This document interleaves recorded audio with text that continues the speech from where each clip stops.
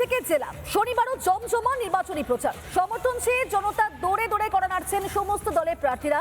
কেউ কেউ ঘুরে ঘুরে জোর দিলেন জনসংযোগে, কেউ আবার ভিন্ন একটা মেজাজে ধরা দিলেন।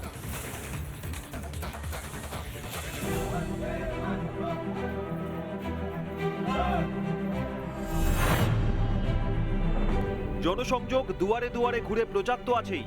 গোমাতার সেবা চাঁচলের বিজেপি প্রার্থীর প্রচারের সঙ্গে ওতপ্রোতভাবে জড়িয়ে।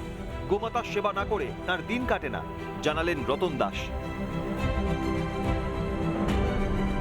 মালদার এই চাঁচল মহকুমার কলিগ্রাম এবং কলিগ্রামের তিনি প্রচার করছেন। গোমাতাকে তিনি বিচারি খাওয়াচ্ছেন, অর্থাৎ খড় খাওয়ালেন।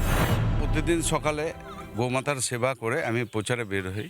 ভারতীয় জনতা পার্টি ক্ষমতায় আসছে, তৃণমূল ক্ষমতা থেকে যাচ্ছে। আমাকে একজন প্রতিনিধি হিসাবে আর আমাকে বিধানসভাতে পাঠাবে, এটা আমাদের চাঁচল বিধানসভার সমস্ত সাধারণ মানুষ এটাকে তারা মনের মধ্যে স্থির করে নিয়েছে।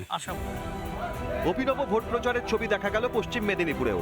প্রচারে বেরিয়ে মুড়ি ভাজলেন নারায়ণগড়ের বিজেপি প্রার্থী রমাপ্রসাদ গিরি। তার ফাঁকেই চলল জনসংযোগ।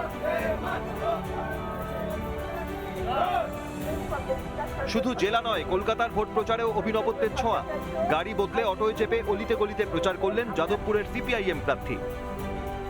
একদা রাজ্যের বামগড় যাদবপুর, সেই যাদবপুরে বিকাশ রঞ্জন ভট্টাচার্য তিনি প্রার্থী হয়েছেন এবং তিনি মনে করছেন মানুষের ভালোবাসায় ফের যাদবপুরে এই বাম রাজত্ব শুরু হবে এবং বিধানসভায় যাবেন বিকাশ রঞ্জন ভট্টাচার্য। আমরা তো আশাবাদী, কমিউনিস্টরা আশাবাদী হয় এবং যাদবপুরে এবার জয় নিশ্চিত। এই উচ্ছ্বাস হচ্ছে বলে তৃণমূলীরা গুন্ডামি করবে বিজেপির সঙ্গে হাত মিলিয়ে।